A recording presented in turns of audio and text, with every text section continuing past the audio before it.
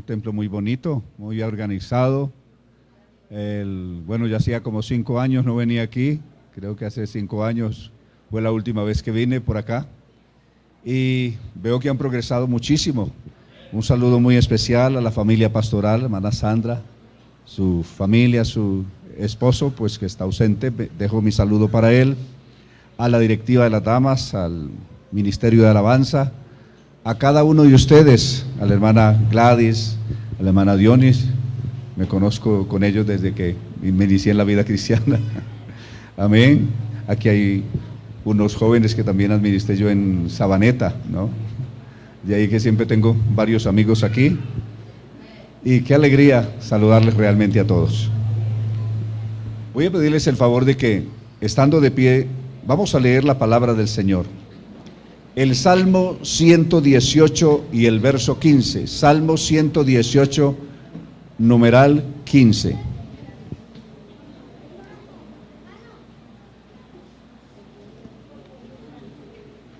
Es un muy lindo pasaje de la palabra del Señor, quiero que lo disfrutemos, que lo leamos todos.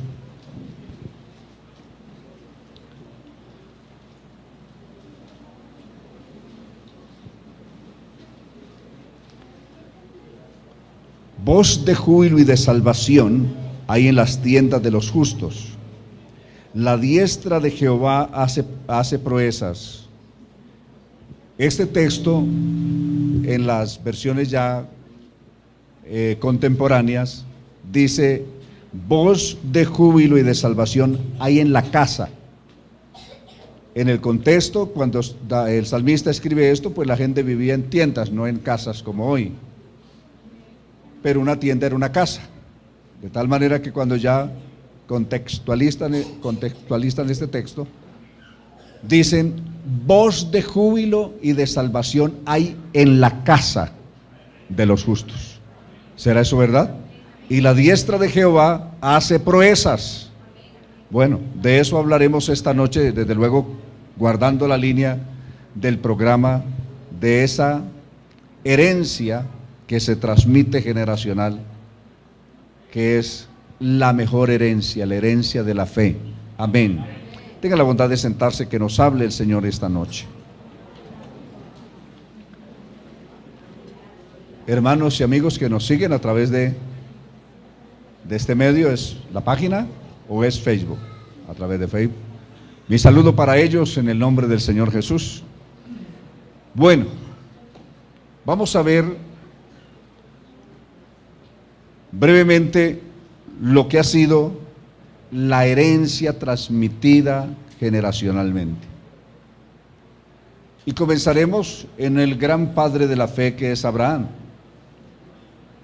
Abraham no solamente se preocupó por él, por tener una buena relación con Dios, llegó a ser tan buena su relación que llegó a ser conocido como el amigo de Dios. El amigo de Dios. Pero él se preocupó también porque su hijo no fuera menos, que su hijo pudiera también tener una relación con Dios, y trabajó por él toda la vida, dándole el mejor ejemplo, la mejor formación, para que su hijo también conociera a Dios, al Dios verdadero, a su debido momento. Estamos hablando de Isaac. Y cuando miramos la vida de Isaac, Isaac fue un hombre también de una tremenda fe, consagrado a Dios, dedicado a Dios, un hombre de oración, un hombre que trascendió en el mundo de su época, que impactó las generaciones de su tiempo con su extraordinario ejemplo de fe y de piedad que este hombre profesó.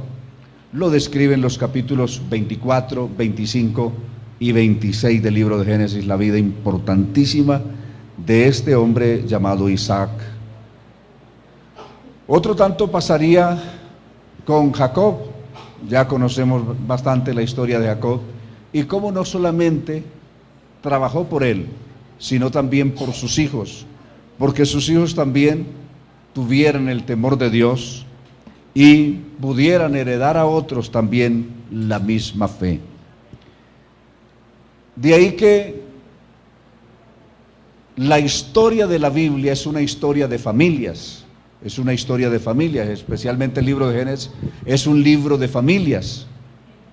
Son unas cuantas familias las que recoge la Biblia allí en su historia y todas tienen una trascendencia especial y especialmente en un trabajo muy importante que es de formar a sus descendientes en el conocimiento del Dios verdadero. Y llegando al libro de Éxodo vamos a encontrar un ejemplo extraordinario en el capítulo 2. Es una mujer llamada Jocabed, que su hijo desde antes de nacer está condenado a muerte. Moisés estaba condenado, es un condenado a muerte desde antes de nacer. Todos los niños varones de los hebreos tenían que matarlos al nacer. De ahí que Moisés estaba condenado a muerte. Pero cómo trabajó esta mujer, su madre Jocabed, cómo se las ingenió, qué recursiva para evitar que su hijo sufriera la suerte de todos los demás niños en Israel en el tiempo que estaban esclavos en Egipto.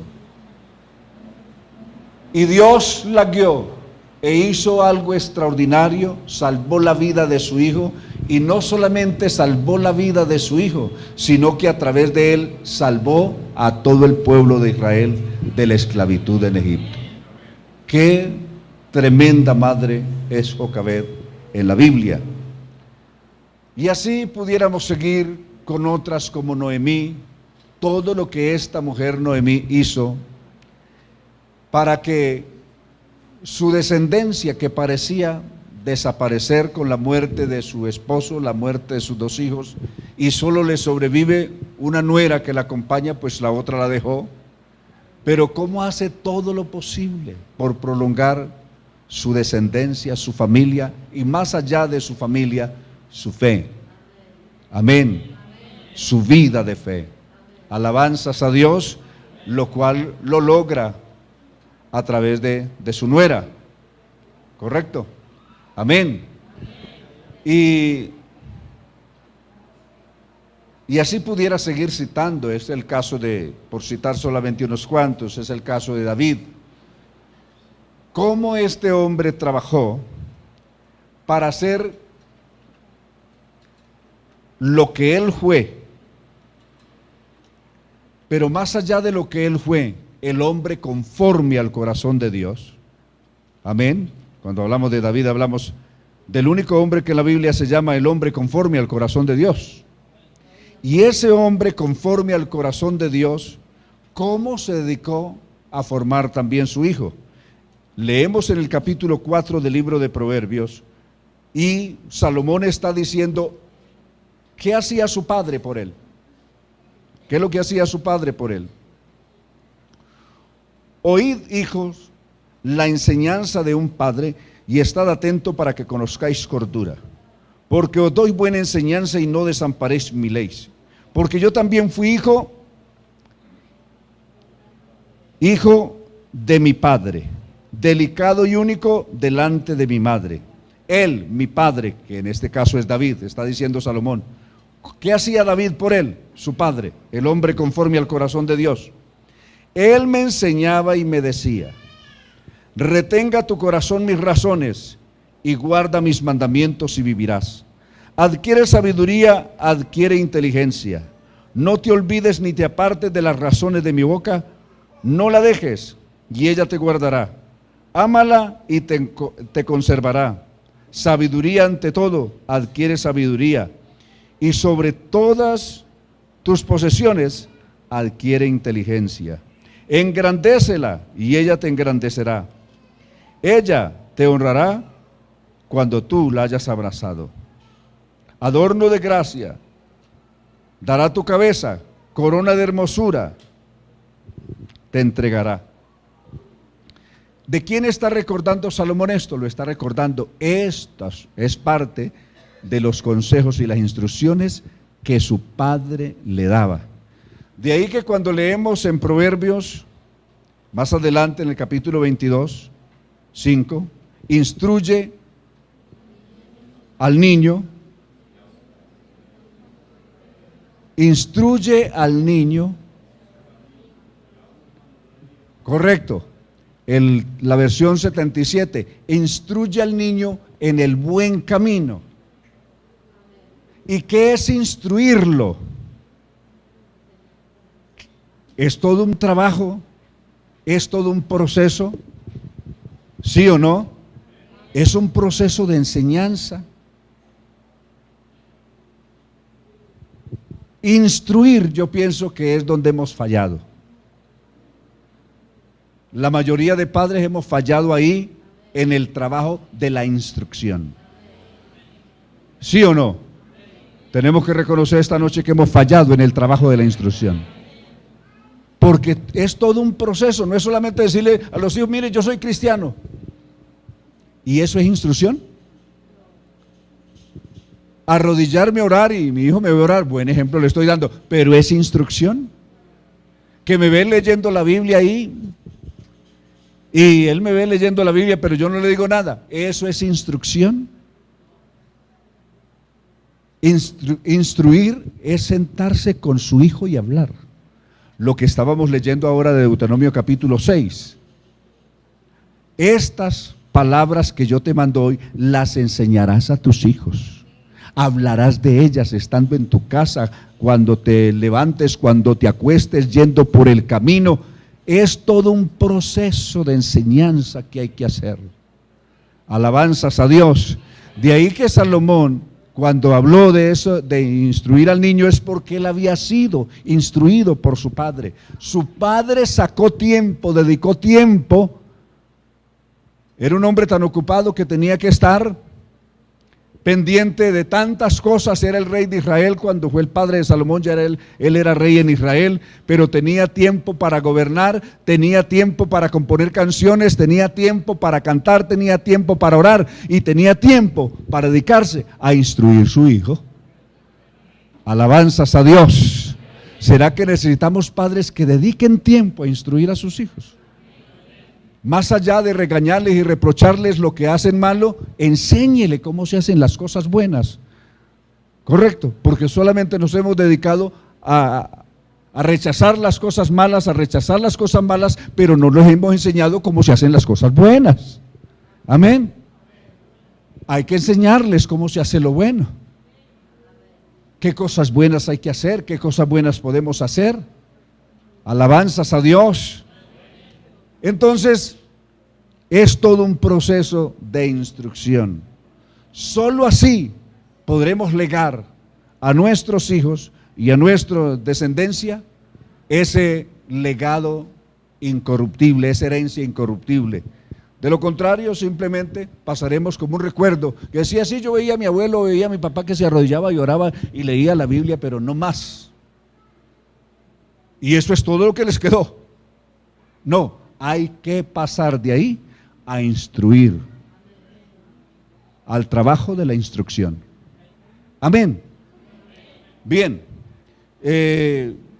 recordando, por ejemplo, con lo que Pablo describe de Timoteo en el capítulo 5, el capítulo de primera de Timoteo, o segunda de Timoteo, capítulo 1, verso 5, cuando dice, está recordando de la fe no fingida que hay en él. Una fe que habitó primeramente en Loida, la abuela, y posteriormente en Eunice, la madre de Timoteo, y que hay en ti. ¿Y cómo fue que se heredó esa fe de su abuela y de su mamá? El capítulo 2 de segunda de Timoteo lo dice, que desde la niñez has sabido las escrituras. Desde la niñez has sabido las escrituras, las cuales te pueden hacer sabio para la salvación.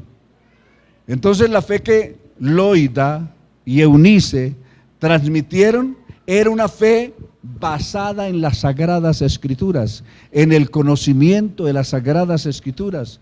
Ellas le enseñaron, dedicaron el tiempo a enseñarle las Sagradas Escrituras a su hijo y nieto, para que éste a la vez, cuando creciera, pudiera ser de bendición también a otros. Tenga la seguridad que la persona que es bendecida por Dios se convierte también en una tremenda bendición para los demás. Alabanzas a Dios. Y eso lo vamos a ver al desarrollar el texto que hemos leído, que hemos tenido como base el Salmo 118. Voy a entrar en el Salmo 118, en este verso que hemos leído. Cuando yo entro a este versículo, entro como a un escenario donde hay tantas cosas importantes, tantas cosas de enorme valor. Cuando estuve en la ciudad de Londres, tuve la oportunidad de ingresar a museos muy importantes, como el Museo Británico, que es famoso en el mundo porque ahí se recoge prácticamente la historia del mundo y hay una sección para recoger todos los lugares del mundo. Uno entra a una sección y dice, aquí está China en el año 4000, en el año 5000 antes de Cristo. Y entonces uno, ¿cómo era China en esa época? ¿Cómo era Egipto en el año 2000 antes de Cristo? ¿Cómo era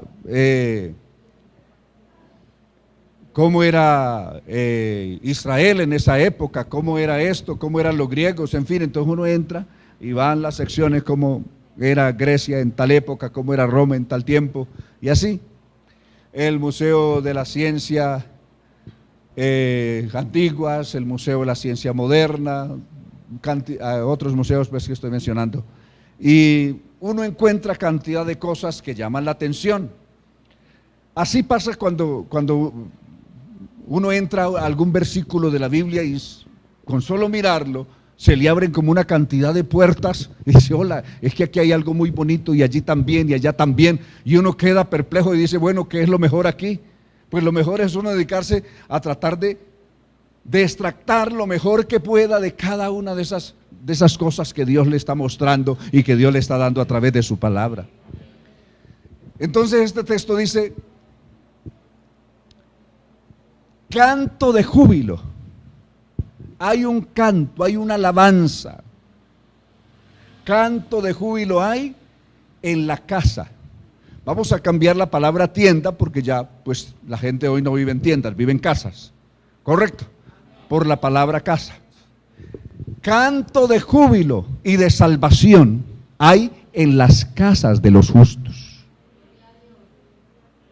Alabanzas a Dios. ¿No creen eso? Eso es hermoso. Canto de júbilo, yo me puse a pensar, canto de júbilo hay en la casa de los justos, canto de júbilo y de salvación, en la casa de los justos. Quiere decir que en la casa de los justos ya no se escuchan esas canciones aburridas de otro tiempo. Alabanzas a Dios, porque que en la casa de un justo uno llegue y uno escuche música que sonaron 4 balazos, te corto la cara con esa cuchilla de afeitar o lo que sea. Hola, eso está horrible. Esa no puede ser la casa de un justo, ¿cierto que no? Si es una casa de un justo, se deben de escuchar hermosas alabanzas que glorifican el nombre del Señor. Canto de júbilo y de salvación. Quiere decir, júbilo es alegría, es gozo extremo. Alabanzas a Jesús. Como esa emoción que sienten la gente apasionada por el fútbol cuando su selección está jugando y su selección hace un gol. No es que la gente se quiere salir de la ropa, eso es júbilo. ¿Qué tal si fuéramos capaces de sentir la misma pasión por las cosas de Dios? Y la Biblia nos está invitando para que sintamos la misma pasión. Alabanzas a Dios. Alabanzas a Dios. Esta gente no les da vergüenza gritar. Salen a los gritos, saltan, brincan porque hubo un gol. Pues ¿cuánto más debemos de hacer nosotros? Canto de júbilo. Canto de júbilo y de salvación hay en la casa de los justos. Alabanzas a Dios. No solamente de júbilo, sino de salvación. Es una casa que usted entra y se respira salvación.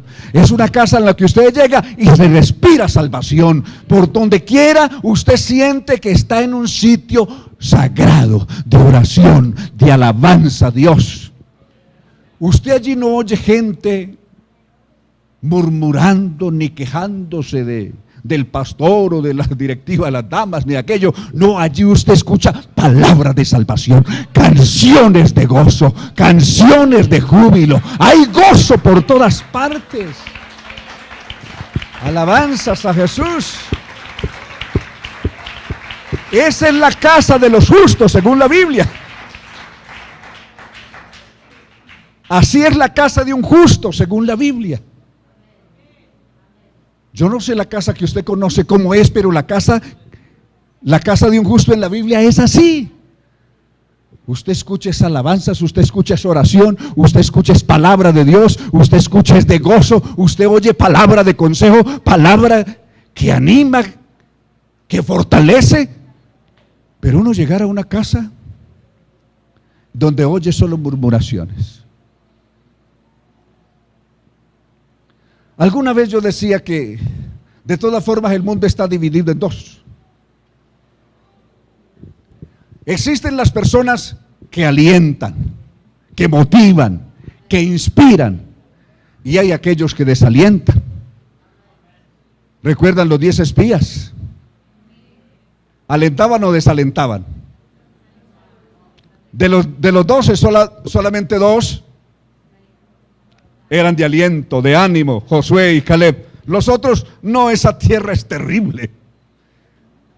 Imagínense que esas ciudades allá en esa tierra prometida tienen murallas tan altas que llegan hasta el cielo. Qué tremenda exageración. Y esa gente tan gigante que nosotros parecíamos como un saltamonte ahí al pie de los zapatos de ellos, como un grillo. Hola, medio exagerado, ¿no? Sí. En cambio los otros no lo vieron así. Para los otros, sí, esos gigantes de verdad muy grandes, pero nosotros los comeremos como pan. Eso no hay ningún problema. Alabanzas a Dios. Y el pan entre más grande mejor. Alcanza para toda la familia. ¿Sí o no? Aleluya. Qué bueno. Entonces, yo decía que el mundo está dividido en dos, entre las personas que sirven de inspiración, de motivación, de ánimo, y las personas que desalientan, las personas que donan sangre y las personas que quitan sangre, es decir, como los vampiros. Hay personas que se encuentran con un vampiro y le chupa la sangre y queda todo desalentado. Y usted encuentra con algunas personas que le bajan la moral, y dicen, no, esta iglesia, esto se va a acabar, esto va para el fracaso, esto va. No, esto definitivamente no, esto no funciona, esto no sirve. ¿Qué es ese? ¿A qué se le asemeja? ¿Le está dando sangre o le está quitando? Claro que usted no ha conocido ni un vampiro de esos, y esos vampiros por aquí no los hay. Esos vampiros los hay en otra parte. En Australia los hay bien grandes. Hay vampiros que miden hasta 2 metros. Sí, en Australia. Eso es por allá. Por aquí no hay ningún vampiro. Aquí todos damos ánimo a los demás. Aquí todos somos de un motor que produce energía. Alabanzas a Dios, que motiva, que anima, que alienta. Que usted está triste, que usted está afligido. Venga, vamos para arriba, vamos a orar, vamos a ganar la victoria en el nombre del Señor. Usted no va a retroceder. ¿Sí o no? Esa es la forma que tenemos aquí. Aquí hemos contrarrestado los vampiros. Aquí hemos fumigado los vampiros. Y si alguno se asoma por ahí, los fumigamos enseguida. No dejamos que se nos meta una plaga aquí de vampiros. ¿Cierto que no? Así es que hay que hacer. Aleluya. Qué bueno es el Señor. Entonces, esa casa del justo es así. Es una casa donde no hay murmuraciones, donde no hay esto, donde no hay desaliento, sino que hay canto de júbilo y hay salvación, hay salvación, hay salvación. Un hijo que se cría en un ambiente de esos, que se forma en un ambiente de esos, Hola, es un hijo bendecido. Es un hijo que vive diario en un hogar que parece el huerto de Edén antes de que el hombre pecara, donde solo hay paz, donde hay gozo, donde hay amor, donde hay comprensión, donde hay cariño. Alabanzas a Dios. Aleluya. Donde las madres todavía están desmovilizadas. ¿Qué es eso? ¿Desmovilizarse en las madres? ¿Ah? O sea que no están esclavas del móvil. Porque hay muchas madres y padres esclavos del móvil. Pero a padre y madre tenemos que desmovilizarnos. Hoy que está tan de moda la palabra desmovilizarse. Tenemos que desmovilizarnos para atender. A veces el niño está llamando y llamando la atención y nadie le oye. El papá está bien ocupado ahí, metido en internet. La mamá con su móvil. ¿Y quién le atiende al hijo? Madre, que te quiero contar algo que me pasó en la escuela, algo que me pasó en el colegio, pero no hay oídos que lo oigan, porque están conectados. ¿Será que nos tenemos que movilizar? ¿Ah? Yo creo que donde primero tiene que haber una desmovilización tremenda es en el hogar, en las familias. Es donde primero tiene que comenzar la gran desmovilización que necesita Colombia y que necesita el mundo. Tiene que comenzar por nosotros. ¿Sí o no? Alabanzas al Señor. Si queremos dejar un buen legado, no solamente ganar nosotros la victoria final, triunfantes, terminando nuestra carrera y guardando nuestra fe, sino dejarles el legado valiente, inspirador a nuestros hijos y a nuestros descendientes. ¿Qué tal les parece? Entonces, hablando de esto, pensemos, ¿qué hay que hacer para formar bien un hijo? Muchas cosas, ¿no? Lo primero es que nosotros hayamos vivido la experiencia de la salvación con Dios. Porque si nosotros mismos no hemos vivido la experiencia de la salvación, ¿cómo pudiéramos formar a nuestro hijo? ¿Se imagina usted a un lobo enseñándole a su cachorro a ser oveja? ¿Ah? ¿Qué tal un lobo instruyendo a su cachorro cómo ser una oveja? Pues él no tiene cómo, porque él no es oveja, él es un lobo. Y si es un lobo, ¿cómo enseñarle a su hijo a ser una oveja? Pues no puede. Quiero decir con eso que para que podamos formar adecuadamente a nuestro hijo, necesitamos nosotros primero ser testigos de ese poder salvador de Dios. Alabanzas a Dios, de esa salvación gloriosa, de ese nuevo nacimiento, de esa nueva vida en Cristo y de ese gozo maravilloso de la salvación. Ahí comienza todo. Porque uno dice, si alguien le dice, no a su hijo, vaya a la iglesia, vaya que hay que orar, vaya que hay que leer la Biblia, y él nunca lo hace. ¿Ah? No, aquí, cuando hablamos de una herencia, es lo que ellos van a ver en mí, lo que ellos van a ver en nosotros. Mire, el mundo en general no lee la Biblia, ¿sabe usted eso? Y la gente en Colombia sí que menos lee la Biblia. Pues no leen ningún libro. Generalmente el colombiano, el 80% de las personas en Colombia no leen nada. Y entre ellos está el 80% de los cristianos en Colombia que no leen ni la Biblia. Por ahí de vez en cuando hay un trabajo se aprenden un versículo para decirlo, pero no es que lean la Biblia. En cambio, y el mundo de afuera sí que menos lee la Biblia, pero ¿sabe que sí saben leer muy bien? La gente de afuera sabe que saben leer muy bien. No leen la Biblia, pero leen muy bien los cristianos. Ellos saben distinguir quién vive bien el evangelio y quién lo vive mal. Eso sí lo leen. Entonces la gente no lee la Biblia, pero sí leen cristianos. Y en la casa sí que nos leen. Los hijos sí que saben leer a los papás. ¿Sí? ¿Cree usted eso? Los hijos son los que mejor nos leen. Alabanzas a Dios. Para ellos somos el primer modelo. Y están pendientes de nosotros. Los hijos aprenden mucho más por lo que ven que por lo que oyen. Y por eso tienen los ojos puestos en nosotros a ver cómo actuamos nosotros. ¿Sí o no? De ahí la responsabilidad nuestra como padres. Muy bien. Pero siguiendo sobre este salmo, sobre este verso, en esa casa de familia, donde hay toda esa armonía, donde hay esa oración, donde hay esos cantos de alabanza, donde hay oración, donde hay amor, donde hay comprensión, donde hay consejo, donde hay formación, donde hay sabia instrucción.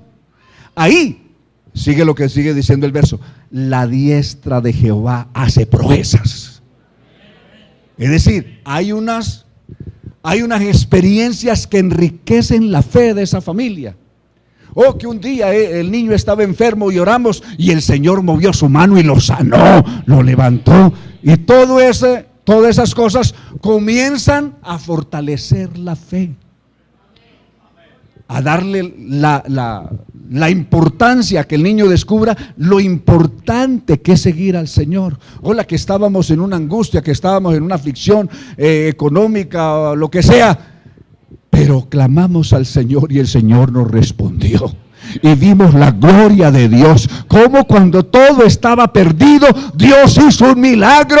Aleluya, y somos testigos de su poder y de su gloria. Y los hijos dicen, oyen de sus padres todo eso y dicen: wow, entonces el Dios de mis padres es el Dios al que hay que seguir, es el verdadero Dios, ese es el que hay que amar, a ese es que hay que entregarle toda la vida, a ese vale la pena entregarle todo lo que somos. Alabanzas a Dios, porque en medio de esa armonía especial es un ambiente propicio para que Dios haga grandes cosas. La mano de Jehová hace proezas, la mano de Jehová hace valentías, la mano de Jehová hace sanidades, la mano de Jehová hace milagros. Usted es testigo que en su casa algún milagro de eso se ha operado. Ha obrado Dios sanidades en su casa, ha obrado Dios sanidades en su familia. Usted y yo sabemos lo que estamos hablando, somos testigos de eso. Alabanzas al Señor. Entonces llegar a este salmo es llegar a un escenario que tiene de todo. Alabanzas a Jesús. Hermano, y cuando nosotros tenemos toda esa bendición de Dios, seguro que no podemos quedarnos quietos alimentándonos solamente nosotros y no pudiendo o no proveyendo la bendición para otros. Imagínese usted a los discípulos el día que recibieron esas canastas llenas de la multiplicación de los panes. Cómo Jesús toma los pocos panes que habían y los pececillos aquellos, los parte, los bendijo, los partió y les dio a sus discípulos. Y después le dice a sus discípulos: repártanle a la gente. O sea, Jesús les dio a ellos, pero ellos tenían la obligación de darle también a todos los que los rodeaban. La bendición de Dios, la salvación de Dios es una riqueza inmensa, lo más grande que podemos recibir. La hemos recibido del Señor. En la misma medida que la hemos recibido, debemos no solamente conformarnos con ser salvos nosotros, sino saber que alrededor nuestro hay un mundo muriendo de hambre. Ellos necesitan también ese pan bendecido por Jesús, que será vida para sus cuerpos y para sus almas. Alabanzas a Dios. El justo sabe eso.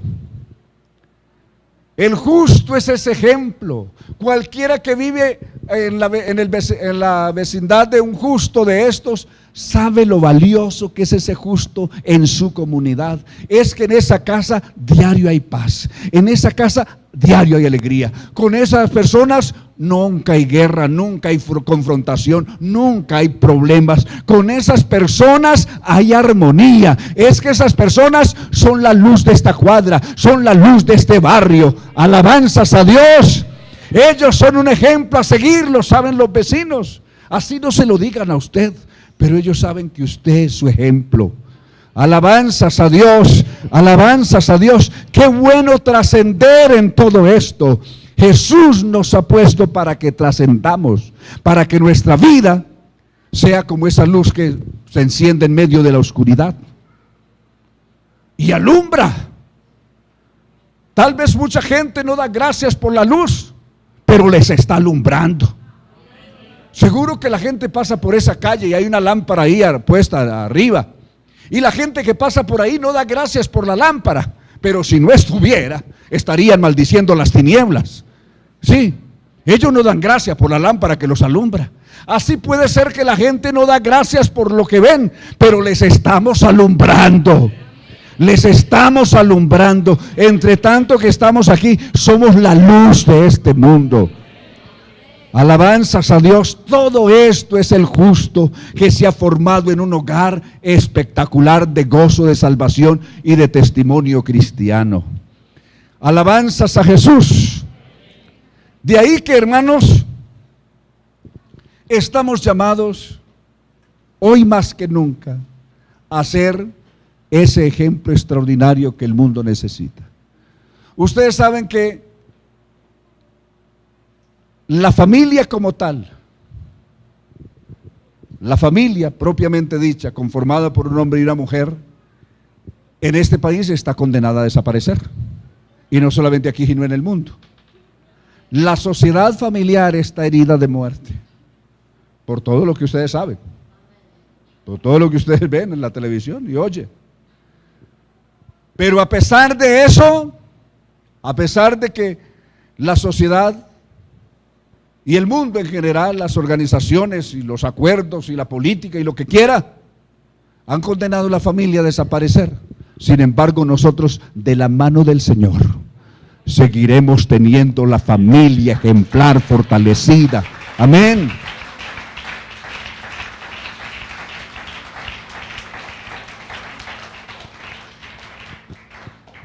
Si no hay familias conformadas, sólidas, fuertes, ¿qué hijos?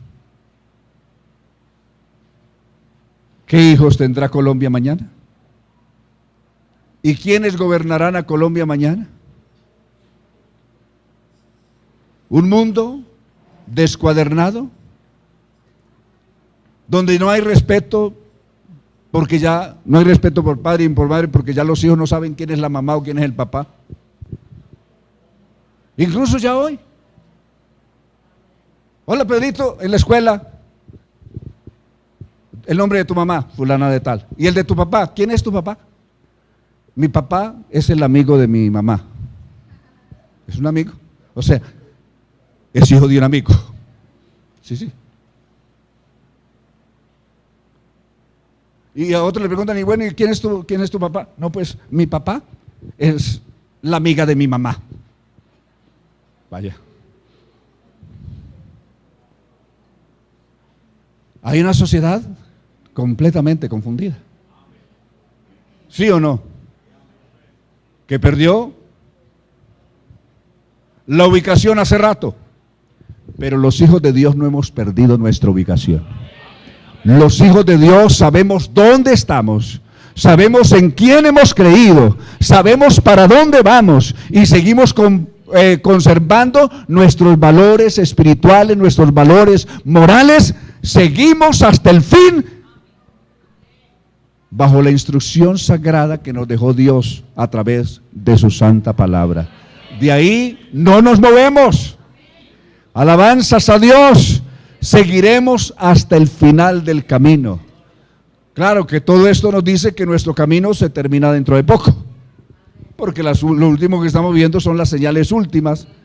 Todo este desmoronamiento moral y espiritual que vive hoy el mundo, y el caos en que el mundo ha caído, dice que la venida del Señor está a las puertas, que su iglesia en poco tiempo será recogida. Pero hasta que el Señor nos recoja, aquí seguiremos dando testimonio de Jesucristo, de su palabra y de un ejemplo cristiano y espiritual, y formando nuestros hijos y la nueva generación en los caminos del Señor. Dios les bendiga. Muchas gracias.